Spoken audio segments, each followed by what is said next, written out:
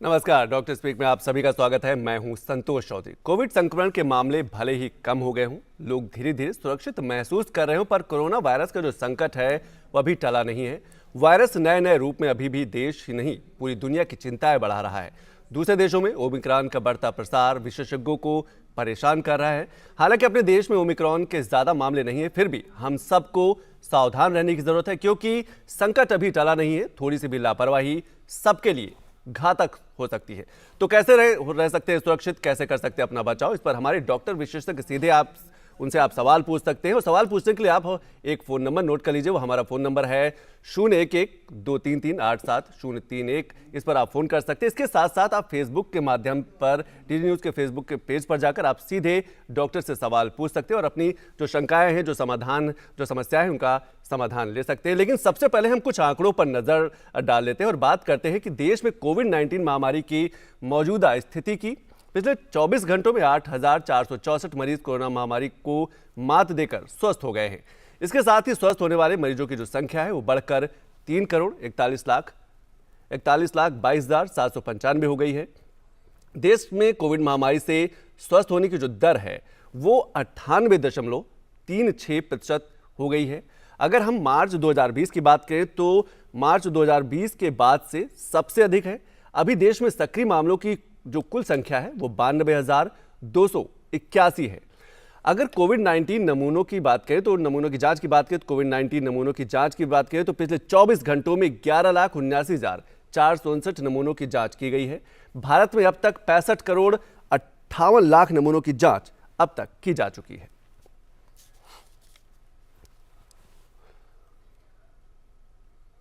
वहीं भारत ने कोरोना महामारी के खिलाफ जारी जंग में एक और कीर्तिमान स्थापित कर लिया है। कोविड महामारी के खिलाफ सबसे प्रभावी हथियार के रूप में शुरू किए गए टीकाकरण अभियान के तहत देश में अब तक 132.84 करोड़ से अधिक टीकों की खुराक दी जा चुकी है। वहीं टीकाकरण अभियान के 330वें दिन शाम 7 बजे तक 81 लाख से अधिक कोविड टीके लगाए गए हैं। टीकाकरण अभियान जो है देश में लोगों की कोविड से सुरक्षा का एक महत्वपूर्ण माध्यम है और इसकी उच्च स्तर पर लगातार समीक्षा और निगरानी भी की जा रही है। देश में जारी कोविड टीकाकरण अभियान 133 करोड़ के आंकड़े के पास पहुंच गया है। पिछले 24 घंटों में 79,56,784 वैक्सीन की डोज दी गई है। अब तक 132,93,84,230 टीके की खुराकें दी जा चुकी है।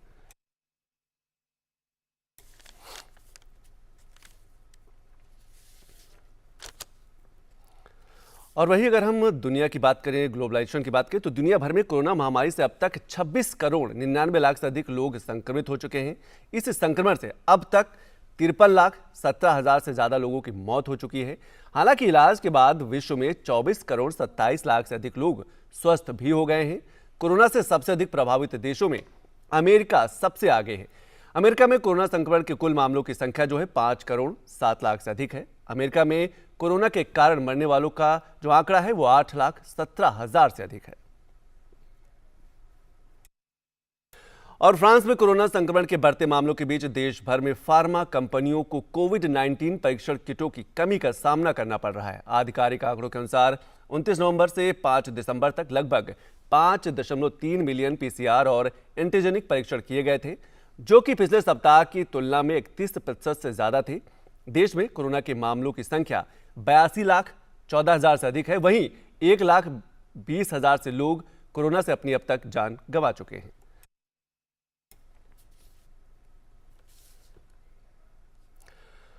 और दुनिया भर में कोविड-19 के बढ़ते मामलों के बीच माल्टा ने फिर से आउटडोर और इंडोर स्थानों में मास्क पहनना अनिवार्य कर दिया है। कोविड-19 मामलों के प्रसार को रोकने के लिए सरकार की ओर से यह कदम उठाया गया है। माल्टा में ओमिक्रॉन का एक भी मामला सामने नहीं आया है। देश के स्वास्थ्य मंत्री ने बताया कि स्थिति नियंत्रण में है। वहीं सरकार के कोविड प्रतिबंधों को और कड़ा करने की कोई योजना नहीं है। माल्टा में कोरोना के कुल मामलों की संख्या 40,000 से ज्यादा है। वहीं देश में कोरोना से अब तक 470 लोगों की मौत हो चुकी है। तो चलिए कार्यक्रम की शुरुआत करते हैं और हम सबसे पहले अपने जो डॉक्टर विशेषज्ञ हैं उनका परिचय करा दें। हमारे साथ हैं डॉक्टर जीसी खिलनानी जी हैं, चेयरमैन हैं PSRI institute of pulmonary critical care Delhi से जुड़े हुए। इसके साथ साथ हमारे जो दूसरे खास मेहमान हैं डॉक्टर रोहित सरीन जी हैं, प्रिंसिपल कंसल्टेंट हैं national institute of tuberculosis respiratory disease के। इसके साथ साथ जो तीसरे खास मेहमान हैं डॉक्टर एसएम रहेजा जी हैं, सीनियर फिजिशियन हैं, फॉर्मर मेडिकल सुपरिटेंडेंट भी रह चुके हैं, जीबी पंत हॉस्पिटल से जुड़े हुए हैं। आप तीनों डॉक्टर विशेषज्ञ का हमारे कार्यक्रम में स्वागत। और सबसे पहले एसएम रहेजा जी, मैं आपसे ही शुरुआत करना चाहूँगा कि अगर हम सुरक्षा के दायरे की बात करें तो लगातार जो सुरक्षा का दायरा है, टीकाकरण का दायरा है, वो बढ़ रहा है। 133 करोड़ से अधिक ज़्यादा टीकाकरण किया जा चुका है। लेकिन क्या आपको लगता है कि अभी भी सावधानी बरतने की ज़रूरत है? जो हम कोविड प्रोटोकॉल्स की बात करते हैं, सामाजिक दूरी की बात करते हैं, मास्क लगाने की बात करते हैं, वो अभी भी करने की ज़रूरत है? डेफिनेटली, ये आपका बहुत ही अच्छा प्रश्न है। वैक्सीन एंड सोशल वैक्सीन, एक तो टीकाकरण जिसमें कि भारत ने बेंचमार्क को अचीव किया, 133 करोड़ से अधिक वैक्सीनेशन हो चुका है और हमने ये कर दिखाया है डिफिकल्ट टू रीच एरियाज, क्योंकि जो भारत है it's a country of cultural diversity, economic disparity, और ये फ्री में वैक्सीनेशन दिया गया। उसके लिए रिसोर्स सब, disposable syringe, needle, site, doctors, paramedics, और सबको हमने मिलजुल के एज ए टीम, सरकार ने इसमें बहुत अहम और प्रोएक्टिवली रोल किया। सरकार तो अपना ये रोल प्ले कर ही रही है और इसमें जरूरी है कि जिन्होंने वैक्सीन नहीं लगवाई है किसी वजह से, उनको वैक्सीन जल्दी से जल्दी लगवानी चाहिए। दूसरा, सोशल वैक्सीन जो आपने बताया, ये एक बहुत ही important need of the hour है इस समय, क्योंकि ये जो नया वेरिएंट आया है ओमिक्रॉन, ये काफी जल्दी ट्रांसमिसिबल हो जाता है। हालांकि भारत में अभी इसके केसेस कम है, सरकार का इस पे पूरा विजिल रखा हुआ है, सरकार ने बिल्कुल नजर रखी हुई है। लेकिन सेल्फ डिसिप्लिन, जिसको हम कहते हैं कि self discipline, public cooperation, public involvement, public empowerment, जन भागीदारी, जन आंदोलन के तरीके से हमें आगे बढ़ना चाहिए। सभी को चाहिए कि इस समय कोविड एप्रोप्रिएट बिहेवियर को फॉलो करें, मास्क लगा के रखें, 2 गज की दूरी बना के रखें, दूर से नमस्ते करें, और अपना जो हमारा सोशल लाइफ है, पब्लिक लाइफ है, पर्सनल लाइफ है, प्रोफेशनल लाइफ है, इसको आगे धीरे धीरे चलते रहें सावधानी के साथ। इस समय ये घबराने की बात नहीं है, कोई पैनिक वाला सिचुएशन नहीं है।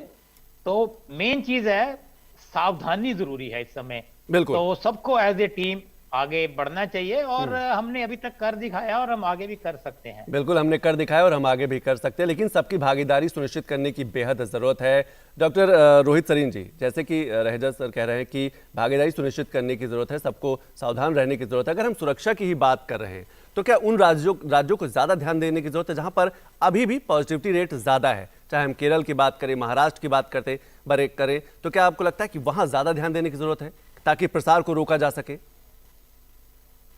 देखिए, ये तो बात निश्चित है कि जो भी सावधानियां हमको इस्तेमाल करनी है तो वो थ्रू आउट द कंट्री करनी है, पूरे देश में वो चीज लागू होनी चाहिए जी।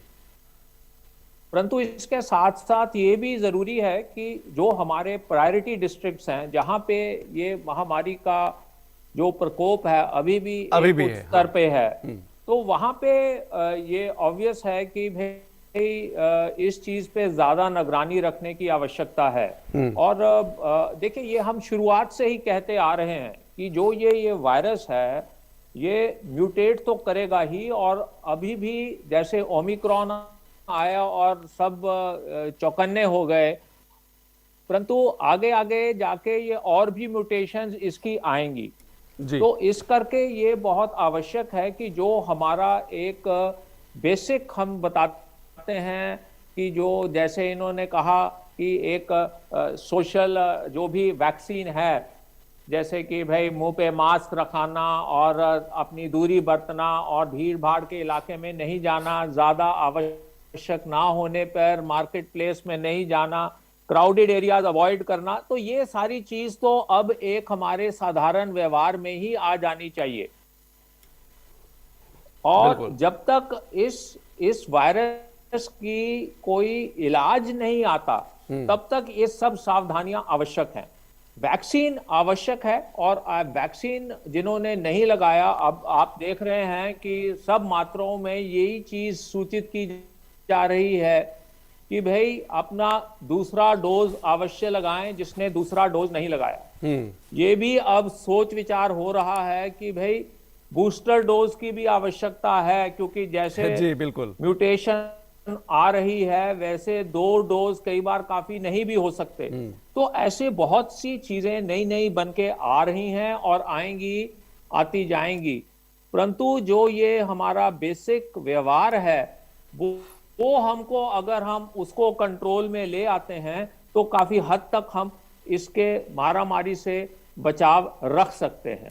तो ये ही मेरी सूचना है सबसे कि भाई अभी भी मास्क पहने रखिए, अभी भी ऐसे भीड़ भड़ाके में ना जाइए, ऐसे बाहर मत निकलिए जहां तक अति आवश्यक ना हो। तो ये एक मेरा मैसेज आप सब लोगों के लिए है जो हमारे दर्शक हैं, बिल्कुल कि वैक्सीन जरूर लगाइए और ये सोशल डिस्टेंसिंग, सामाजिक दूरी का पालन करें, वैक्सीनेशन यानी कि जो सुरक्षा का दायरा है ये सारी चीज इस्तेमाल कीजिए। बिल्कुल। डॉक्टर जीसी खिलनानी जी, जैसे कि डॉक्टर साहब कह रहे हैं कि वैक्सीनेशन का जरूर करें, टीकाकरण जरूर लगवाएं, लेकिन जो दूसरी डोज की बात हुई है, जो आंकड़े निकल के आ रहे हैं, अभी भी दूसरी डोज लगवाने में लोग कोताही बरत रहे हैं। हो सकता है उनके दिल में डर हो, कुछ शंकाएं हो, कुछ सवाल हो। आपको लगता है कि अब समय आ गया है कि उनसे, ऐसे लोगों को चिन्हित किया जाए, उनसे संवाद किया जाए और उन्हें समझाया जाए कि वो कम से कम जो एक सुरक्षा का दायरा है वो जरूर पूरा करें और जो दूसरी डोज है वो जरूर लगवाएं? तो ऐसा है कि जो ओमिक्रॉन है, हर चीज में एक अच्छाई और बुराई होती है।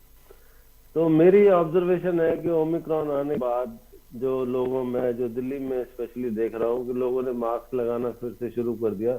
ज्यादा प्रोपोर्शन लोग मास्क लगा रहे हैं और वैक्सीन के पीछे भी दौड़ रहे हैं, क्योंकि जो डर जो होता है ना वो बहुत कुछ करता है। तो मैं आपके माध्यम से ये बताना चाहता हूँ कि ओमिक्रॉन जो है ना, एक वेरिएंट ऐसा है जिसमें करीब 35 सेशन है, 35। तो इसलिए स्पाइक प्रोटीन में ये सबसे ज्यादा म्यूटेशन वाला है, एक वायरस है। लेकिन कुछ इसकी जो खासियत है मैं बताना चाहूंगा, इसलिए कि लोग डरे नहीं। ये जो है, ये डेल्टा वेरिएंट जिसने तबाही हमारे पूरे दुनिया में मचाई और भारत में मचाई, अब भी 90% से ज्यादा केसेस दुनिया में डेल्टा से हैं। डेल्टा से ये 2 गुना ज्यादा कंटेजियस है, मतलब इसकी जो ट्रांसमिशन पोटेंशियल है जी, वो करीब 2 गुना ज्यादा है और पहले वाले वायरस से कई 10 गुना ज्यादा होगी इसकी। दूसरी बात है, जो अच्छी बात है कि अब तक जो भी प्रमाण आया है साउथ अफ्रीका से और दूसरे देशों से, इंग्लैंड से भी, ये सीवियरिटी बहुत कम है। मतलब ये कि पेशेंट आईसीयू में नहीं पहुंचते और उसमें डेथ बिल्कुल रिपोर्ट नहीं हुई है। लेकिन एक बात जो चिंता का विषय है, क्योंकि ज्यादातर जो वैक्सीन है, स्पेशली जो mRNA वैक्सीन है और हमारी कोविशील्ड भी वैक्सीन, वो स्पाइक प्रोटीन पे आधारित है। तो स्पाइक प्रोटीन में 35 म्यूटेशन आने की वजह से एक चिंता का विषय है कि जो हमने वैक्सीन लगाई है, जिस वजह से हम सुरक्षित महसूस करते हैं, बहुत अच्छी बात है। अब तक ये वैक्सीन अल्फा, बीटा और दूसरे जो MU वेरिएंट थे और डेल्टा वेरिएंट के अगेंस्ट कारगर थी। ये वैक्सीन जो ओमिक्रॉन के अगेंस्ट कारगर होगी कि नहीं, या कितनी कारगर होगी, ये एक अभी क्वेश्चन मार्क है। इसलिए जरूरी है, जो हमारे जो मित्रगण बोल रहे हैं कि भाई ये जो सबसे बड़ा प्रोटेक्टिव इंस्ट्रूमेंट हमारे पास जो है सोशल डिस्टेंसिंग का और मास्क पहनने का है, ये सबसे इम्पोर्टेंट है, क्योंकि वो फुल प्रूफ है। जो वैक्सीन की जो एफिकेसी है 6 महीने बाद, जो फाइजर और मॉडर्ना वैक्सीन भी जो है 6 महीने बाद 20 से 50% रह जाती है, जहां तक इन्फेक्शन का सवाल है। बिल्कुल। और जब हमारे भारत की बात करें तो बहुत टाइम हो गया, जैसे डॉक्टर्स को वैक्सीन लगे हुए अब 6-7-8 महीने हो गए, एल्डरली को लगे हुए भी 6-7-8 महीने हो गए। वैक्सीन हेजिटेंसी भारत की समस्या नहीं है, वैक्सीन की क्वांटिटी भी भारत की समस्या नहीं है, क्योंकि जिस दर से वैक्सीन भारत में हुआ है कहीं भी नहीं। बिल्कुल। तो लेकिन चिंता का विषय ये है कि ये पर्टिकुलर वायरस क्या वैक्सीन को एस्केप कर जाएगा कि नहीं। जीएस खिलानी जी, इसी से जुड़ा एक और सवाल है। फेसबुक के माध्यम से लोग सवाल भी उन्होंने पूछना शुरू कर दिया है। अभिषेक जी हैं, वो इसी से जुड़ा एक सवाल पूछ रहे हैं कि डेल्टा वेरिएंट ज्यादा खतरनाक था या ओमिक्रॉन, क्योंकि म्यूटेंट तो दोनों हो रहे हैं, बस ये है कि ओमिक्रॉन थोड़ा ज्यादा तेज रफ्तार से म्यूटेंट हो रहा है। हाँ, तो इसका पार्टली जवाब मैं दे चुका हूँ कि डेल्टा वेरिएंट बहुत ज्यादा खतरनाक था। वो पहले अल्फा और बीटा से ज्यादा कंटेजियस भी था, इसलिए जो है जो अभी भी अमेरिका में 90% से ज्यादा इन्फेक्शन डेल्टा वेरिएंट से हो रहे हैं। लेकिन यूके में ट्रेंड चेंज हो रहा है। यूके में अब ओमिक्रॉन के ज्यादा केसेस हो रहे हैं। लेकिन जिनका जो प्रश्न का उत्तर ये है कि डेल्टा वेरिएंट से ओमिक्रॉन वेरिएंट ज्यादा कंटेजियस है, लेकिन सिवियरिटी फॉर्चुनेटली डेल्टा से बहुत बहुत कम है। डरे नहीं, जो पैनिक है वो गलत है। अलार्म अच्छा होता है, केयरफुल रहना सबसे अच्छा होता है। बिल्कुल, तो केयरफुल रहे, डरे नहीं।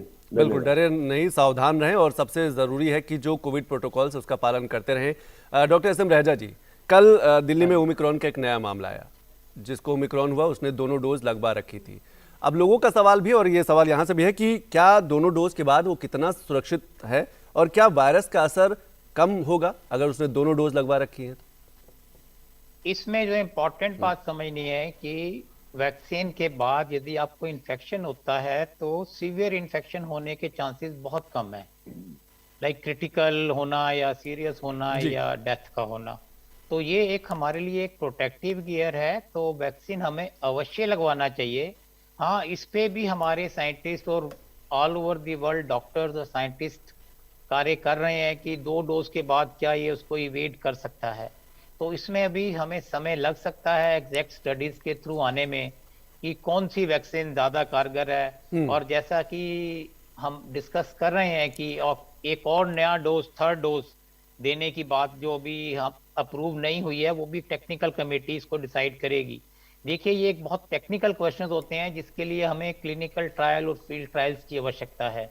और ये देखना आवश्यक है कि सेकेंड डोज के बाद यदि इन्फेक्शन होता है तो देखा गया है कि अक्सर ये माइल्ड इन्फेक्शन है। लेकिन जैसे हम शुरू से बता रहे हैं कि आपके पास जो सबसे अच्छी वैक्सीन है वो ये है मास्क को लगाना, और इसको प्रॉपर लगाना जरूरी है। ये मैं हर प्रोग्राम में बताता हूं। इसका डार्क वाली साइड बाहर होनी चाहिए और फ्रिल्स नीचे की तरफ होने चाहिए, और इसको पूरा कवर करना चाहिए नाक को और मुंह को, तो आप सुरक्षित रहेंगे। और इसके प्रवेश द्वार है नाक, मुंह और आंख, और आप या तो गॉगल से, ग्लास से या शील्ड कवर से कवर कर सकते हैं। हाथ का हाइजीन अच्छा रखें, हाथ धोते रहें, अननेसेसरली अपने मुंह को, नाक को, आंख को ना छुएं। और यदि आप डोर हैंडल टच कर रहे हैं, किसी का पेन शेयर ना करें, सेल फोन को शेयर करने से बचें, कंप्यूटर को, लैपटॉप को, और अननेसेसरली टेबल टॉप इधर उधर ना छुएं अपने हाथ को। और यदि आप छूते भी हैं तो उसको आप ताजे पानी से, साबुन से 20 या 40 सेकंड धो लें। अगर साबुन और पानी अवेलेबल नहीं है तो आप कोई भी सैनिटाइजर जिसमें 60% से अधिक अल्कोहल है उसका इस्तेमाल कर सकते हैं। 2 गज की दूरी, मास्क है जरूरी, भीड़ भाड़ के इलाकों में जाने से बचें। पर्टिकुलरली जो हाई रिस्क ग्रुप है इस समय, उनको ज्यादा ध्यान रखने की जरूरत है, जिसमें कि ये हाई ब्लड प्रेशर के patient, cardiac patient, asthmatic patient, chronic lung disease के पेशेंट, सीओपीडी के patient, chronic liver disease, chronic kidney disease, cancer के पेशेंट, ब्लड कैंसर के पेशेंट, या जिनका इम्यूनोसप्रेसेंट चल रहा है, प्रेग्नेंट वुमेन है, या एल्डरली पेशेंट, डायबिटिक पेशेंट्स। तो जिनका भी इम्यूनिटी कम है या बहुत ज्यादा जिनके अंदर मोटापा है, उनके अंदर भी देखा गया इम्यूनिटी कम होती है। तो इसका उनको बिल्कुल ध्यान रखना है। घर में रहें, सुरक्षित रहें, बहुत जरूरी है तो ही बाहर जाएं। और अपना हमें डरना नहीं है, हमें अपना सोशल वैक्सीन के साथ अपना इम्यूनिटी लेवल बेटर करना है, जिसमें कि अच्छा खाना खाना, ताजे फल सब्जियां, बिल्कुल खान पान का भी ध्यान रखना है, इम्यूनिटी सिस्टम को भी योगा करना, मजबूत डीप रखना ब्रीदिंग है। करना, एक्सरसाइज करना, नींद पूरी लेना, अपने आप को स्ट्रेस फ्री रखना, खुश रहना। ये हम बार बार कहना चाहते हैं कि इसमें कोई पैनिक वाली सिचुएशन नहीं है, लेकिन सावधानी जरूरी है। बिल्कुल घबराने की जरूरत नहीं है, पर सावधानी बरतने की जरूरत है। और सामाजिक दूरी, और जैसे डॉक्टर साहब ने बताया कि जब भी बाहर निकले मास्क का प्रयोग करें, आंखों में अगर चश्मा लगाएं या शील्ड लगा सकते हैं, लेकिन सावधानी बेहद जरूरी है। डॉक्टर रोहित तरीन जी, कुछ और सवाल फेसबुक के माध्यम से ओमिक्रॉन से जुड़े कई सवाल आ रहे हैं, खासतौर से वैक्सीन और ओमिक्रॉन से जुड़े। योगेश जी हैं, वो सवाल कर रहे हैं, कोविशील्ड या कोवैक्सीन, क्या दोनों वैक्सीन ओमिक्रॉन वायरस पर असर करेंगी, कारगर हैं? ये पहले भी डॉक्टर साहब बता चुके, लेकिन वो सवाल पूछ रहे हैं, मैं आपसे भी समझना चाहता हूँ। देखिए, ये आज के दिन में जो कुछ भी वैज्ञानिकों ने मालूम किया है उसमें ये है कि भाई ये कारगर तो हैं, पर उस लेवल की प्रोटेक्शन नहीं देते हैं जिस लेवल की प्रोटेक्शन डेल्टा वेरिएंट के साथ मिलती है इन वैक्सीन्स के लिए। दूसरी बात ये है कि कुछ हमें अंदेशे ये भी आ रहे हैं कि अगर इसका बूस्टर डोज लगाया जाए 6 महीने के बाद तो शायद ये फिर ओमिक्रॉन के ऊपर भी उतना ही प्रोटेक्शन देगा जितना कि 2 डोजेस डेल्टा वेरिएंट के साथ दे रहे हैं। तो इस करके अभी सरकार सोच रही है, क्योंकि देखिए ये बहुत ही एक नया वायरस है, अभी बहुत समय नहीं हुआ इसको मालूमात होते हुए, तो कुछ टाइम तो लगेगा जबकि पूरी जानकारी आएगी। परंतु जो कि अंदेशे आ रहे हैं उसमें यह है कि भाई सिंगल डोज ऑफ वैक्सीन में तो बहुत ही खतरा है, बना ही रहता है, तो डोज तो लगाने ही चाहिए, 2 डोज जरूरी हैं। तीसरी डोज की जहां तक बात आती है उसके ऊपर सरकार परामर्श कर रही है, डिस्कशन जारी हैं, और जैसे ही एविडेंस ये मिलेगा कि तीसरी डोज बेनिफिशियल है तो ये आवश्यक है कि तीसरी डोज भी सरकार देगी। परंतु इसमें भी यही होगा कि जो हाई रिस्क ग्रुप है, जो कि अभी डॉक्टर साहब ने बताया, जो वृद्ध हैं या जो हेल्थ सिस्टम से रिलेटेड हैं या जो हमारी सर्विसेज हैं, इन सबको प्रायोरिटी दी जाएगी और बाद में बाकी लोगों को भी भागीदार बनाया जाएगा इसमें। बिल्कुल। तो ये है कि भाई अब जैसे मैंने पहले भी कहा है कि म्यूटेशन आज हम देखते हैं कि ये 32 म्यूटेशन आ गए, ये 35 म्यूटेशन कोई लोग कहते हैं, ओमिक्रॉन आ गया, कल को कुछ और भी म्यूटेशन आ सकती है। तो इस करके चिंता नहीं करनी, पैनिक नहीं करना, हाँ, परंतु सावधानी इस्तेमाल जरूर करनी है। सिर्फ वैक्सीन पे आप निर्भर होके और कहें कि जी अब हम निश्चिंत हो गए हैं, बिना मास्क के हम घूमेंगे, भीड़ भाड़ में जाएंगे, तो वो ठीक नहीं है, आपको इन्फेक्शन हो सकती है। ओमिक्रॉन में एक ये चीज जरूर है कि इसकी सिवेरिटी, अभी तक जो भी आंकड़े आए हैं, सिवेरिटी इतनी नहीं रही है। सिवेरिटी का मतलब ये है कि जिनको ओमिक्रॉन इन्फेक्शन हुई है उनको हॉस्पिटलाइजेशन की इतनी आवश्यकता नहीं पड़ी, क्रिटिकल केयर में तो कोई लोग भी नहीं गए हैं, और डेथ्स भी जो हैं ये ओमिक्रॉन से ही नहीं हुई हैं। तो इस करके ओमिक्रॉन जो वायरस है, अगर होता है, जो भी इसमें म्यूटेशन आई हैं और अभी तक का जो भी हमें मालूम पड़ रहा है, उसमें यही है कि भाई इन्फेक्शन होगी, लो डिग्री ऑफ इन्फेक्शन होगी, और कई लोग तो ये भी कह रहे हैं एक चीज और मैं आपसे समझना चाहता हूं, ये अच्छा है क्योंकि इम्यूनिटी इसमें और बढ़ेगी। एक लो इन्फेक्शन होने के कारण इंसान की अपनी इम्यूनिटी की जो शक्ति है वो बढ़ती है। तो इस करके में भी ये म्यूटेशंस अब इस डायरेक्शन में जा रही हैं कि अब ये जो इन्फेक्शन है और वायरस है एक एंडेमिसिटी की तरफ, जैसे कहना चाहिए, जैसे कि और अन्य इन्फेक्शियस डिजीजेस गई हैं, ये भी अब उसी डायरेक्शन ले रहा है। बिल्कुल। अगर हम लक्षण की बात करें तो क्या लक्षण में ज्यादा अंतर है कोविड और ओमिक्रॉन में, कि लक्षण सेम है? लक्षण मोर और लेस सेम है। देखिए, बॉडी एक्स होती हैं, फीवर होता है, तो लक्षण मोर और लेस सेम है, पर सिवियरिटी जो है वो नहीं हो रही है। जैसे रेस्पिरेटरी फेलियर हो रहा है, ऐसा नहीं है। मतलब कहना चाहिए कि भाई जैसे डेल्टा वेव ने एक बहुत घातक बीमारी साबित हुई थी, वैसे ओमिक्रॉन अभी तक नहीं हो रही है। तो जो भी लक्षण आ रहे हैं, इनिशियल सिम्टम्स वही हैं, और काफी हद तक तो लोग एसिम्प्टोमेटिक भी हैं, मतलब बिना सिम्टम के भी जब टेस्ट कर रहे हैं किसी वजह से, जैसे ट्रैवल की वजह से उनको टेस्ट किया, पॉजिटिव आया, तो लगा कि भी अच्छा ये ओमिक्रॉन है।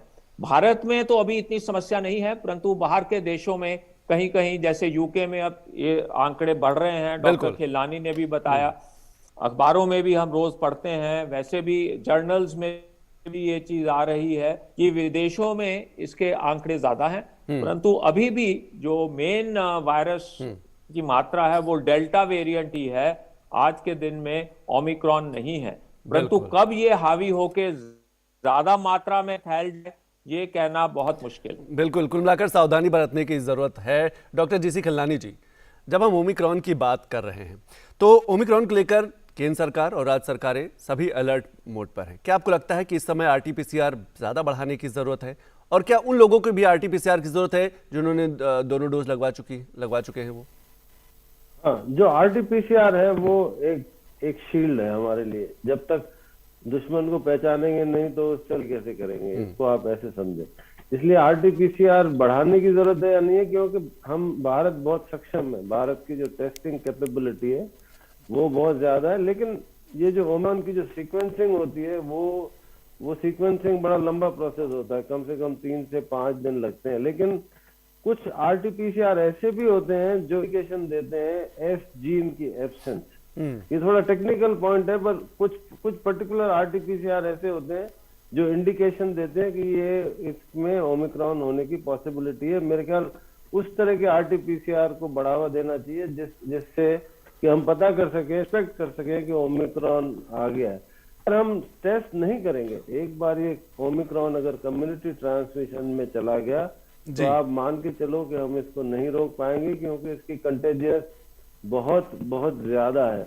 इसलिए बढ़ाना नहीं, जो हमारे पास जो फैसिलिटीज हैं वो अभी तक ऐसा कोई प्रमाण नहीं है कि जो आरटीपीसीआर जो टेस्ट हम करते हैं वो ओमिक्रॉन को नहीं पकड़ता है। वो बिल्कुल पकड़ता है, इवन रैपिड एंटीजन भी उसको पकड़ेगा। तो आई थिंक मेरे ख्याल से भारत ने बहुत ही कड़े कदम उठाए हैं एट द आउटसेट। जो एयरपोर्ट पे लोगों को 3-3, 4-4 घंटे वेट करना पड़ रहा है आरटीपीसीआर के लिए, वो नाराज भी होते हैं, गुस्से होते हैं। लेकिन सच बात यह है कि अगर हम उसको नहीं पकड़ेंगे, एक बार कम्युनिटी में गया तो फिर रोक बहुत मुश्किल होगा। धन्यवाद। एसएम राजा जी, हम उन लोगों को कैसे समझा पाएंगे जिनके जो लोग ये कहते हैं कि हमने दोनों डोज लगवा लिए, अब हमें आरटीपीसीआर की जरूरत नहीं, भले उन्हें बुखार आ रहा हो, खांसी आ रही हो, लेकिन अभी भी वो आरटीपीसीआर टेस्ट से बचना चाहते हैं। कैसे समझाया जा सकता है उनको? सबसे जरूरी बात है कि नॉलेज, एटीट्यूड और प्रैक्टिस।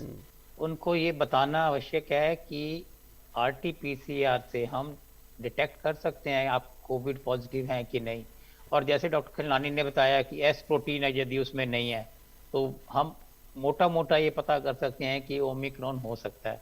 और जीनोम सीक्वेंस एक बहुत ही टेक्निकल तरीका है करने का, जिसमें समय भी लगता है और उसके लिए रिसोर्स भी काफ़ी चाहिए। तो हालांकि भारत में जीनोम सीक्वेंस बहुत हाई स्पीड से हो रहा है। तो बेसिक जो हम प्रिंसिपल शुरू से बात करते आए हैं, टेस्ट, ट्रीट, ट्रैक। तो यदि हम उस व्यक्ति को जल्दी से डिटेक्ट कर लेते हैं तो एक तो उसको फायदा है कि उसका ठीक से इलाज हो जाएगा जी। दूसरा, वो उसको हम आइसोलेशन में रख सकते हैं और इसकी वजह से ये वायरस का आगे फैलने से हम रोक सकते हैं। भारत सरकार ने प्रोएक्टिवली बहुत अच्छे स्टेप्स लिए। एयरपोर्ट्स पे टेस्टिंग शुरू हो गई, उसमें उनको वहीं पे आरटीपीसीआर के जरिए, हालांकि पहले तो ये कंपलसरी किया गया कि आपको वहां से टेस्ट करा के आना है जहां से चल रहे हैं, वैक्सीनेशन जरूरी है, और यहाँ पे आके फिर टेस्ट किया, तो सेल्फ डिक्लेरेशन लिया हर एक ट्रैवलर से। तो सरकार तो अपना कार्य बहुत ईमानदारी से, मेहनत से और स्पीड से कर रही है। तो सभी नागरिकों का भी ये कर्तव्य बनता है कि ये सभी के फायदे के लिए है, सभी की सुरक्षा के लिए है, आपकी सुरक्षा के लिए, आपके परिवार की सुरक्षा के लिए, आपकी कम्युनिटी और आपके शहर और आपके देश की सुरक्षा के लिए है। जैसा कि हम शुरू से डिस्कस करते आ रहे हैं कि इस वायरस में जो हमें अभी तक पाया है कि इसकी ट्रांसमिसिबल ज्यादा है, ये यानी कि एक व्यक्ति से दूसरे व्यक्ति में बहुत जल्दी फैलता है। तो इसीलिए इसको इनिशियल स्टेज पे यदि हम पकड़ लेते हैं तो हम वायरस के स्प्रेड को रोक सकते हैं। और इसमें पब्लिक अवेयरनेस और public discipline, public cooperation, involvement बहुत जरूरी है। तो सभी को इसको पॉजिटिव फ्रेम ऑफ माइंड से लेना चाहिए और ये समझना चाहिए कि ये हर एक जो डाइवर्सिटी आती है एक नया चैलेंज लाती है, तो हमें इसके साथ न्यू नॉर्मल में आगे चलना सीखना होगा, आगे चलना होगा सबको। तो सभी को as a team work, as a cooperation, government के साथ मिलके सभी को साथ देना जरूरी है। और ये हम बताना चाहते हैं कि यदि किसी को इस मौसम में खांसी जुकाम बुखार नजला होता है तो छुपाएं नहीं प्लीज। बिल्कुल। सरकार के द्वारा आपके हर स्वास्थ्य केंद्र में इसकी जांच फ्री की जाती है, इसके लक्षण को ट्रीटमेंट किया जाता है, इसके लिए जो भी टेस्टिंग है, आगे जो ट्रीटमेंट होना है, जो भी आवश्यकता है, सब कुछ फ्री किया जाता है। तो आप please over the counter medicine ना लेके, जैसे हम देखते हैं कि आपको खांसी जुकाम आया, आप केमिस्ट के पास गए, जुकाम की गोली खाई, बुखार की गोली खाई, फिर अपना काम पे चले गए। तो ये वो वाला स्टेज नहीं है। ये स्टेज वो है कि यदि आपको जरा सा लक्षण दिखता है घर में, आपको या आपके परिवार में किसी को या अपने दोस्त को या अपने ऑफिस में या वर्क प्लेस पे, तो आप उसको टोकिए कि यदि आपको खांसी जुकाम बुखार है तो प्लीज आप टेस्ट करा के फिर आइए, जरूर कराएं, या उसके बाद ही काम पे जाएं। छोटे बच्चों का भी ध्यान रखना आवश्यक है। और बच्चों ने इस कोविड-19 में, मैं हमेशा से कहता हूं कि बहुत ज्यादा सफर किया है और कम से कम कंप्लेंट किया, उन्होंने कंप्लेंट भी कभी नहीं किया। तो बच्चों का भी हमें उनको साइकोलॉजिकल सपोर्ट देना चाहिए। और इसमें सभी को कहते हैं ना कि इस समय स्ट्रेस मैनेजमेंट भी एक बहुत इंपॉर्टेंट, बिल्कुल सही आपने कहा कि बच्चे घर में रहने को मजबूर थे, बाहर भी नहीं जा पा रहे थे और उन्होंने कोई शिकायत भी नहीं की। जी, बच्चों से जुड़े भी बहुत ढेर सारे सवाल आ रहे हैं, मैं उसमें से एक सवाल लेना चाहता हूं। और डॉक्टर रोहित सरीन जी, मैं आपसे ही पूछना चाहता हूं। महाराष्ट्र से शिल्पी लिखती हैं कि एक 3 साल के बच्चे को भी ओमिक्रॉन हो गया है, ऐसे में स्कूल जाने वाले बच्चों को कैसे सुरक्षित रखा जाए, उनका ये सवाल है, वो चिंतित हैं। हाँ, मैं समझ रहा हूँ कि एक तो खैर ये पॉलिसी डिसीजन रहता है स्टेट में कि भाई स्कूल में बच्चों को भेजना है या नहीं भेजना, और अगर भेजना है तो किस क्लास के या किस उम्र के बच्चों को स्कूल में भेजा जाए। तो ये तो एक पॉलिसी डिसीजन रहता है, और ये जो डिसीजन लेने वाले हैं वो ये सब चीज को नाप तोलते हैं कि भी इन्फेक्शियस ट्रांसमिसिबिलिटी का क्या रिस्क है और उसके आउटकम्स क्या हैं, और उसके बनिस्बत दूसरी तरफ ये अगर देखें कि बच्चों में स्कूल ना जाने से, इंटरमिक्सिंग ना होने से, एक दूसरे से जो वो बच्चा सीखता है, एक्सपोजर ना होने से उसको हानि क्या हो रही है। तो इस चीज का एक बैलेंस रख के ही पॉलिसी मेकर्स एक ये डिसीजन लेते हैं। तो जैसे कि ओमिक्रॉन आने से पहले काफी हद तक स्कूल खुल गए थे, अलग अलग जगहों में अलग अलग स्टेट्स ने ये निर्णय लिया था कि स्कूल खोले जाएं, परंतु ओमिक्रॉन के आने से क्योंकि इसकी ट्रांसमिसिबिलिटी ज्यादा है, इस करके इन्फेक्शियसनेस का जो रिस्क है वो तो बढ़ जाता है। परंतु जो जैसे हमने पहले भी बताया, इसका जो एक गुड पॉइंट है वो गुड पॉइंट ये है कि बहुत सिवियर बीमारी नहीं होती है। That is the important part. बच्चों में वैसे भी देखने में ये आया है कि अडल्ट्स के मुकाबले में अगर देखें तो बच्चों में वैसे भी बीमारी की सिवियरिटी कम होती है, और जिनमें ओमिक्रॉन की इन्फेक्शन है उनमें और भी कम होगी। तो ये तो एक डायरेक्शन है, परंतु ये जरूर है कि भाई ट्रांसमिसिबिलिटी का रिस्क जो है इस वायरस से ज्यादा होता है, और इस करके सावधानी बरतना बहुत ही एसेंशियल है। किसी को भी माइनर सिम्टम भी आए तो उसको टेस्ट कराना जरूरी है, और टेस्ट के बाद उसको आइसोलेट करना बहुत आवश्यक है। बैक टू स्क्वायर वन जैसे हमने शुरुआत में किया था कि भाई कंटेनमेंट जोन्स बनेंगे, ये होगा, वो सारी चीज दोबारा दोहराई जाएगी, क्योंकि वही एक बेसिक प्रिंसिपल है जो हमको इस इन्फेक्शन से बचा सकता है। क्योंकि इसका अभी दवाई नहीं है, ऐसा कोई दवाई अभी नहीं है जो निश्चित रूप में हम कहें ये वायरस को मारेगी। आंकड़े बताते हैं कि ठीक है, इसका इफेक्ट तो हम कम कर सकते हैं, जैसे कॉर्टिकोस्टेरॉइड देके या बाकी कुछ अन्य और दवाइयां देके इन्फ्लेमेशन कम करके, पर वायरस के ऊपर जो घातक सिद्ध हो ऐसी दवाई जो है। आपने दवाई का जिक्र किया, इसी से जुड़ा एक और सवाल मैं डॉक्टर जीसी खिलनानी जी से भी पूछना चाहता हूं। दिल्ली से रोशन कुमार जी हैं, फेसबुक के माध्यम से वो सवाल पूछ रहे हैं। वो लिखते हैं कि कई देशों में बच्चों के लिए फाइजर वैक्सीन लग रही है, यहाँ पर बच्चों को कब सुरक्षित किया जाएगा, क्योंकि बच्चे रोज स्कूल जाते हैं, बाहर पार्कों में खेल रहे हैं, इसलिए उनकी जो माता पिता की चिंताएं हैं वो धीरे धीरे बढ़ रही है, और ओमिक्रॉन भी है इस समय। तो बच्चों के लिए जो है ना, जो कोवैक्सीन जो है भारत बायोटेक ने 2 से 18 साल के बच्चों के बीच में फेज 3 ट्रायल हो चुकी है, रैंडमाइज ट्रायल। उसके डेटा जो है वो drug controller general of India मतलब DCGI को सबमिट किए हुए हैं। जल्द ही कोई किसी गवर्नमेंट निकालेगी जिसमें कि बच्चों को भी वैक्सीन देगी। बट आपके माध्यम से एक और बात मैं बताना चाहूंगा ब्रेक थ्रू इन्फेक्शन के बारे में, कि जो आपने प्रश्न पूछा कि अगर किसी को 2 वैक्सीन लगे हुए हैं और उसको हम क्या जवाब कि भाई आपको कोविड हो सकता है क्या। तो इसके लिए जो हमारे पास जो प्रमाण है उसके बारे में बात करना चाहूंगा कि अमेरिका ने 27 मई को मास्क मैंडेट हटा दिया था कि वैक्सीनेशन बहुत हो गया था और उन्होंने सोचा कि अब मास्क की जरूरत नहीं है। कहा कि अगर 2 लोग वैक्सीनेटेड हैं तो दोनों बिना मास्क के आराम से मिल सकते हैं, गप मार सकते हैं, खाना खा सकते हैं। वो उन्होंने जून के महीने में हटा दिया क्योंकि ये था कि ब्रेक थ्रू इन्फेक्शन उसको कहा जाता है जो फुल्ली वैक्सीनेटेड हो और 14 दिन गुजर गए हो उसके बाद भी उसको इन्फेक्शन हो जाए। अमेरिका की बात करें तो 60% जनता जो है ना फुल्ली वैक्सीनेटेड है और 86% उनकी जो पॉपुलेशन जो हाई रिस्क है या फ्रंट लाइन वर्कर्स हैं वो वैक्सीनेटेड है। फिर भी आज की डेट में 1,20,000 रोज नए इन्फेक्शन हो रहे हैं। इंडिया में तब्दील करें तो 6 से 7 लाख रोज। मैसेच्यूसेट्स में 73% इन्फेक्शन ब्रेक थ्रू इन्फेक्शन थे। डराना नहीं चाहता, समझाना चाहता हूँ। बिल्कुल। जब वैक्सीनेशन जब हो जाता है तो आपको क्या बेनिफिट मिलता है, चांसेस ऑफ इन्फेक्शन कम हो जाते हैं।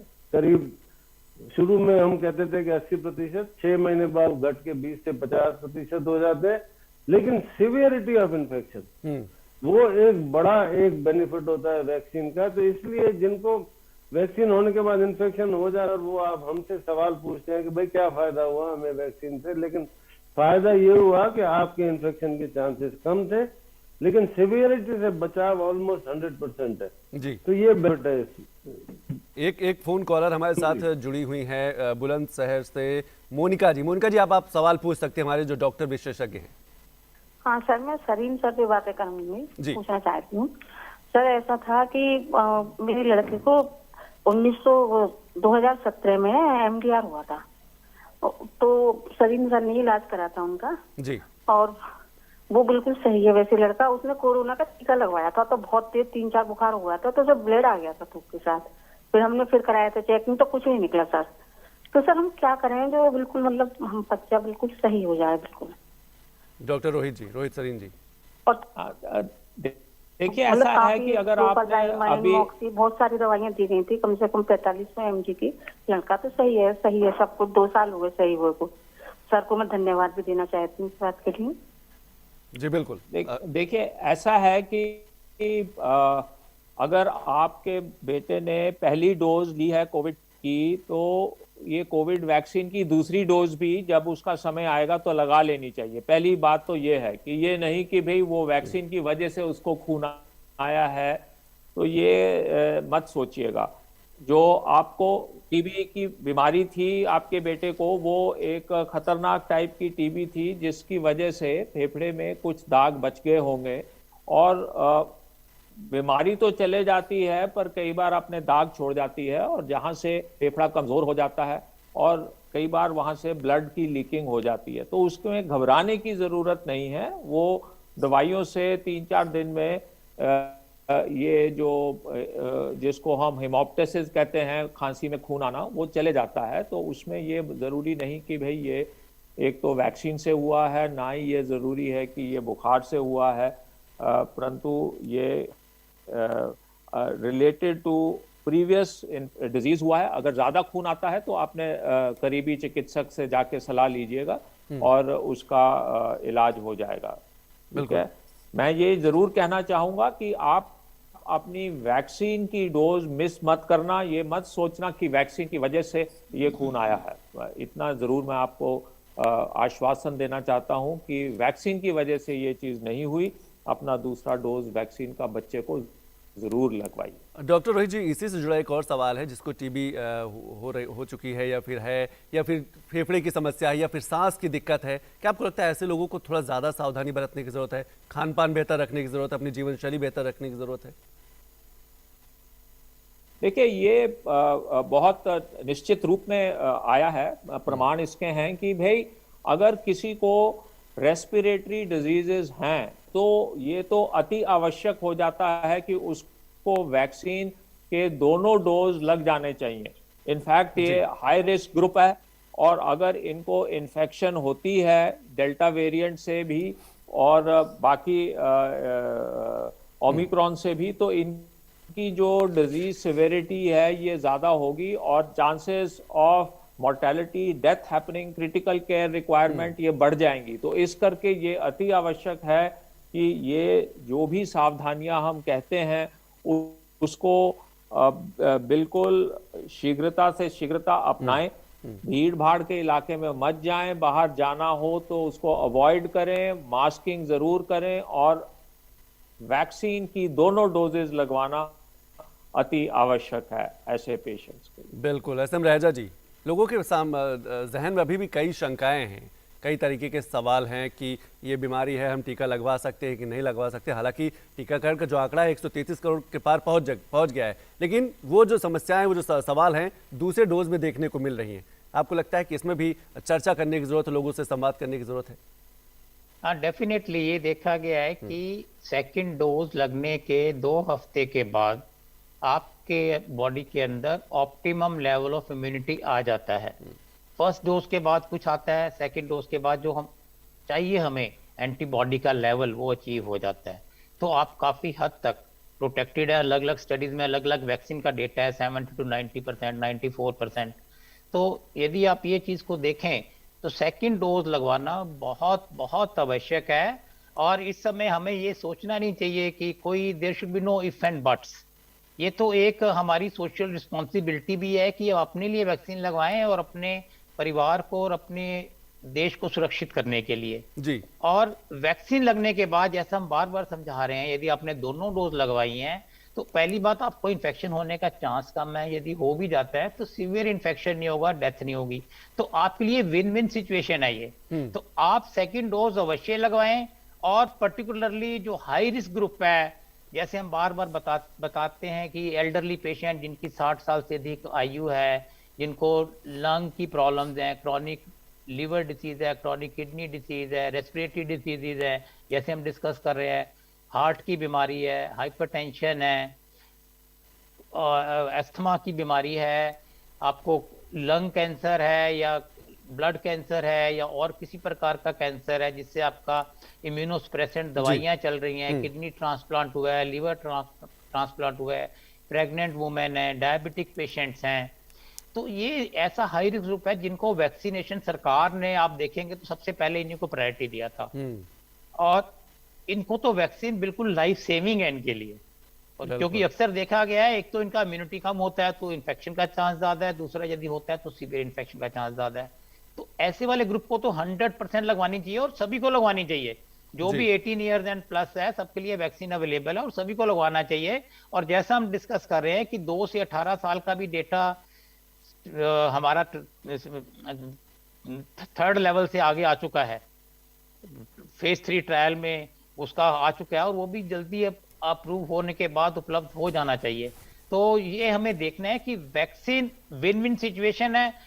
वैक्सीन के बाद आप मास्क लगाइए, सोशल वैक्सीन का इस्तेमाल कीजिए और सुरक्षित रहिए। कोई पैनिक की आवश्यकता नहीं है, लेकिन सावधानी जरूरी है, कोऑपरेशन, इन्वॉल्वमेंट। मैं बार बार कहता हूं ये आपको अपने लिए करना है और सोशल रिस्पॉन्सिबिलिटी आपकी है, आपका दूसरों के प्रति भी कर्तव्य है। तो बिल्कुल सही कहा आपने कि सामाजिक जिम्मेदारी है। आप अपने को सुरक्षित रखेंगे तो आपका परिवार सुरक्षित रहेगा, आपके आसपास के जो लोग हैं, जो समाज है वो भी सुरक्षित रहेगा। एक फोन कॉलर हैं टिहरी उत्तराखंड से जुड़ रहे हैं, राजकुमार जी। राजकुमार जी, आप सवाल पूछ सकते हैं हमारे जो डॉक्टर विशेषज्ञ हैं। मेरा सवाल ये है सर कि मैं एक डॉक्टर हूँ, 65 साल की मेरी उम्र है और मेरे डायबिटीज हाइपरटेंशन है। मैंने 2 डोज वैक्सीन की ले ली है। अब मैं ये सोचता हूँ कि मैंने पहले बीच में प्रैक्टिस बंद कर दी थी, अब मैं सोचता हूँ कि क्या मैं प्रैक्टिस दोबारा चालू कर सकता हूँ क्योंकि डेल्टा वेरिएंट कम सीवियर हो गया। क्या ये सही है? या अगर मेरे को डेल्टा वेरिएंट से इन्फेक्शन हो भी जाता है तो क्या ये कम सीवियर होगा? मैंने 2 डोज वैक्सीन की काफी पहले ले ली थी। डॉक्टर जी सी खिलनानी जी। डॉक्टर साहब, एक तो नमस्कार आपको। जो है ना, आप मेरे उम्र के हैं तो इसलिए मैं अगर मैं एक शब्द में जवाब दूं तो मैं तो अपनी प्रैक्टिस कर रहा हूँ। लेकिन जो आपने प्रश्न पूछा है ना, बहुत जायज है। आपको कोमॉर्बिडिटीज है, आपकी उम्र 65 ईयर्स की है, डेल्टा से बहुत डेथ्स हुई, बहुत सिवियरिटी, अभी भी डिसेबिलिटी बहुत है, लेकिन अगर आपने दोनों वैक्सीन लगा ली है तो चांसेस आपके इन्फेक्शन के बहुत कम है। इन्फेक्शन होगा, अगर ब्रेक थ्रू इन्फेक्शन हुआ भी तो बहुत माइल्ड होगा। भारत में अभी ट्रांसमिशन बहुत कम है, टोटल नंबर 10,000 से भी कम है एम्पेयर टू अमेरिका और यूके, उसके डेटा में बता चुका हूं। तो मेरे ख्याल से आपको डरना नहीं चाहिए, ये आपका प्रोफेशन है, आपका धर्म है, आप अपनी प्रैक्टिस स्टार्ट कर सकते हैं, लेकिन कुछ एहतियातें जो है ना आपको बरतनी पड़ेंगी। एक तो जब भी बैठेंगे आप एक डबल मास्क पहनेंगे, और एक सर्जिकल और एक N95 जो कि हम करते हैं। आप एक शील्ड पहन सकते हैं। हम सब लोगों ने अपने ओपीडी में अपने सामने एक एल शेप या किसी भी शेप एक ग्लास बैरियर लगा रखा है, जो कि पेशेंट और हमारे बीच में जो है ना एक बैरियर होता है। दूसरा ये कि कोई आपके पास तरीका हो कि कोई आपके बिहाफ पे पेशेंट को बाहर ही स्क्रीन कर सके कि जिसको बुखार है, खांसी है, गला खराब है, मतलब कोविड के अगर सिम्टम्स है, वो आपके पास ना आए, बल्कि वो डायरेक्टली कोविड की टेस्टिंग के लिए चला जाए। और दूसरी बात है कि अगर आप अपने आप परिजनों को उससे नेचुरली बचाना चाहेंगे, जैसे हम लोग करते हैं, अभी भी करते हैं, कि जैसे ही प्रैक्टिस करने के बाद जब घर जाते हैं तो घर के अंदर हमें घुसने की इजाजत नहीं होती है। हम सीधा वो कप चेंज करके अपना वॉश लेके पूरा नहा धो के साफ होके चेंज करके फिर हम अपने दूसरे लोगों को, तो इस वजह से एक तो आपको आप खुद को बचाना है और दूसरे अपने परिजनों को भी बचाना है। लेकिन मेरे ख्याल से आपको इतनी कोई सिवियर कोमॉर्बिडिटी नहीं है कि आप डरें। आप अपनी प्रैक्टिस जरूर स्टार्ट करें, यह आपका कर्तव्य भी है। धन्यवाद। डॉक्टर रोहित जी, क्या जिनकी उम्र ज़्यादा है, जो बुजुर्ग हैं, जैसे डॉक्टर राजकुमार जी ने कहा टिहरी उत्तराखंड से, कि वो अपनी प्रैक्टिस शुरू कर सकते हैं कि नहीं शुरू कर सकते हैं? फिर भी सावधानी की आपको लगता है कि सावधानी बरतने की ज़रूरत है, सावधान ज़रूर रहें और अपना जो अस्पताल है वो खोल सकते हैं? अब बिल्कुल, ये तो देखिए, ये कहना चाहिए निस्संदेह ये इशू आता जरूर है कि मैं एक कोमॉर्बिड सिचुएशन में हूं, चांसेस ज्यादा हैं, परंतु अगर किसी ने अपने आप को प्रोटेक्ट कर लिया, जिसमें प्रोटेक्शन में एक तो वैक्सीन है, वो दोनों डोजेस लग गई। दूसरा ये है कि जो भी व्यवसाय कर रहे हैं, और खासकर ऐसा व्यवसाय जहां पब्लिक डीलिंग ज्यादा है, जैसे कि मेडिकल प्रोफेशन ही समझ लीजिए, तो उसमें प्रिकॉशंस लेना in form of mask and frequent hand washing, maintaining a distance between the patient, जो भी है, हम कहते हैं 2 गज की दूरी, तो वो दूरी भी रखना आवश्यक है। तो प्रिकॉशंस लेकर आप हमेशा अपने मरीजों को देख सकते हैं। हम भी देख रहे हैं, मतलब we belong to the same category doctor साहब, जैसे कि आप हैं, एंड हम ओपीडीज भी अपने जाते हैं, देखते हैं, तो इसमें कोई ऐसी बात नहीं है, परंतु ये जरूर है कि एहतियात आपको अवश्य रखनी चाहिए। बिल्कुल, दैट इज अ मस्ट। बिल्कुल। और अगर आपको थोड़ा सा भी ऐसा कभी भी कोई सिम्टम्स आ जाएं, तो फिर अपना चेकअप टाइम टू टाइम आप जरूर कराते रहिएगा, जस्ट टू बी श्योर कि आपको इन्फेक्शन तो नहीं हुई। And in case you get infected, then obviously isolation and proper management link to severity वो आपको करनी चाहिए। सिवियरिटी होने के अंदेशे कम हैं क्यों करके आपने दोनों वैक्सीन लगा ली हैं। बिल्कुल, सावधानी के साथ आप अस्पताल खोल सकते हैं, लोगों की मदद कर सकते हैं, स्वास्थ्य सेवाओं को आगे बढ़ा सकते हैं। एक और फोन कॉलर हैं, महेंद्र मीरा जी हैं, कोटा राजस्थान से जुड़े हुए हैं। महेंद्र जी, आप अपना सवाल पूछ सकते हैं। मेरा सवाल ये है कि मैंने दोनों कोवैक्सीन की अपने डोज ले लिए हैं और उसके बाद में कुछ मौका स्वाद मेरा बिगड़ा हुआ है। अच्छा, बिल्कुल, देखिए ये जो है 2 डोज ले ली हैं, बहुत अच्छी बात है। ये तो आपको सुरक्षित फील करना चाहिए। और जहां तक मुंह का स्वाद है, इसको बिगड़ने के कई वजह हो सकती हैं। इवन वायरल फीवर में, कॉमन कोल्ड में भी आपका मुंह का स्वाद बदल जाता है। कोरोना में भी ऐसा होता है। कोविड-19 में भी आपको loss of taste and smell हो सकता है। तो आप चेक करवा सकते हैं, लेकिन यदि आपको कोई और लक्षण नहीं है तो घबराने की बात नहीं है। मुंह का स्वाद, पान, बीड़ी, सिगरेट, एसिडिटी या मसालेदार खाना खाने से भी बिगड़ जाता है। तो इसकी कई वजह हैं। पुअर ओरोडेंटल हाइजीन से मुंह का स्वाद बिगड़ सकता है। तो इसकी मल्टीपल वजह हो सकती हैं। तो बेस्ट होगा कि आप एक बार चेक करवा लीजिए इसमें। लेकिन कोई मेरे ख्याल वरी वाली बात नहीं है। यदि आपने दोनों डोजेज वैक्सीन की लगवा ली हैं, तो हम ये शुरू से इसी बात को डिस्कस कर रहे हैं। आपको एक तो बात है, इन्फेक्शन होने के चांसेस कम है, और यदि होता भी है तो सीवियर इन्फेक्शन नहीं होता है। तो I think you should just maintain good orodental hygiene and consult a doctor if you are in doubt. If you have any symptoms of cough, cold, fever, body ache, myalgia, loss of appetite, then I think you should get yourself investigated. Doctor S M Rajai, आपको लगता है कि चाहे हम post Covid की बात करें या पोस्ट वैक्सीनेशन की बात करें, जो भी समस्याएं लोगों को आती हैं उनके समाधान करने की जरूरत है, वो भी अपने नजदीकी डॉक्टर से संपर्क कर सकते हैं, हाँ, किसी से बातचीत कर सकते हैं। ये तो बहुत आवश्यक है कि यदि आपको वैक्सीन लगने के बाद कुछ भी समस्या आती है, तो आपने जहां पे वैक्सीन लगवाई है वहां पे जाके आप डॉक्टर से परामर्श कर सकते हैं।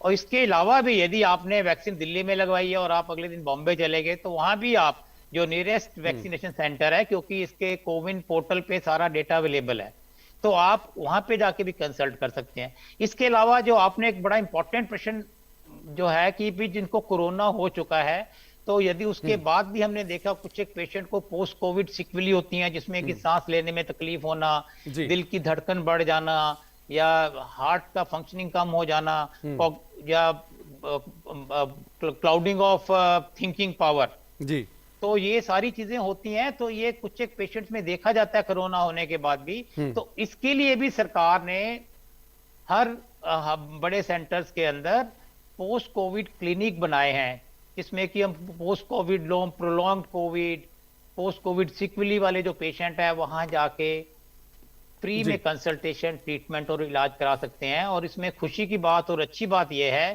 कि जिनको भी कोरोना हुआ है और उसके बाद अगर पोस्ट कोविड कुछ भी उसके अंदर आफ्टर इफेक्ट्स हैं, जिसको हम कहते हैं पोस्ट कोविड सिक्विली है, तो वो 4 से 6 महीने, मैक्सिमम 4-6 महीने में वो बिल्कुल ठीक हो जाता है। तो अब यदि आपको कोरोना हो भी चुका है तो भी घबराए नहीं, खाना अच्छा खाएं, नींद पूरी लें, एक्सरसाइज करें, योगा करें, खुश रहें।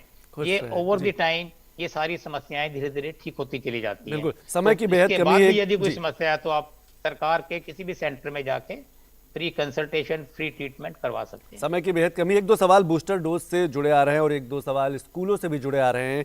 मोहम्मद वाहिद हैं, वो फेसबुक के माध्यम से पूछ रहे हैं कि बूस्टर डोज कब लगेगी और क्या ये बूस्टर डोज अब ओमिक्रॉन के म्यूटेंट को देखते हुए बनेगी, ताकि वो ओमिक्रॉन पे भी प्रभावी हो। Doctor G C. खिलनानी जी। देखिए, ऐसा है, जो बूस्टर डोज पक्का लगेगी। ये सिर्फ जो सरकार की जो कमेटी बनी हुई है डॉक्टर अरोरा की चेयरमैनशिप में, वो उस पर डेलिबरेट कंटिन्यूसली कर रही है। और समय जैसे पहले डॉक्टर्स को और हेल्थ केयर वर्कर्स को, फ्रंटलाइन वर्कर्स को, और उनको लगेगी, उसी तरह से वही प्रक्रिया होगी जी। जो दूसरा प्रश्न है वो थोड़ा टेढ़ा प्रश्न है, इन द सेंस कि क्या ये जो डोजेजेस है ओमिक्रॉन को देखते हुए बनेगी, ओमिक्रॉन के लिए होंगी कि नहीं। इसका प्रश्न ये है कि ये जो साइंटिफिक फैक्ट है, जैसे कोवैक्सीन है, पूरे वायरस की वैक्सीन है, इसमें स्पाइक प्रोटीन के अगेंस्ट भी के एंटीजन भी होते हैं, न्यूक्लियोकैप्सिड एंटीजन भी होते हैं। तो ऐसा वैज्ञानिकों का मानना है कि ये वैक्सीन, कोवैक्सीन, ज्यादा उम्मीद है कि कारगर होगी। जो डायरेक्टली स्पाइक प्रोटीन की जो जैसे मॉडर्ना और फाइजर वैक्सीन है, जो कि जेनेटिक इंजीनियर्ड वैक्सीन है पर्टिकुलर स्पाइक प्रोटीन के साथ, उसमें थोड़ा सा डाउट है कि ओमिक्रॉन के खिलाफ वो काम करेंगे कि नहीं। पर मॉडर्ना ने अनाउंस किया है कि थोड़े समय में वो वैक्सीन को मॉडिफाई करके ओमिक्रॉन के खिलाफ कारगर कर देंगे।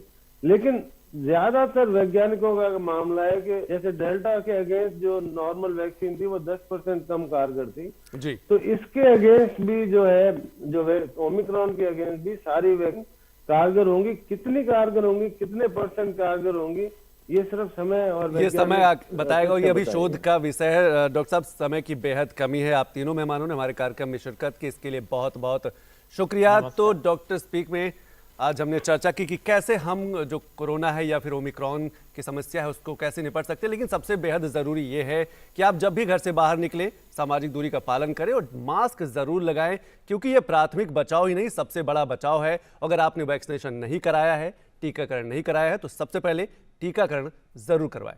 तो अभी बस इतना ही। नमस्कार।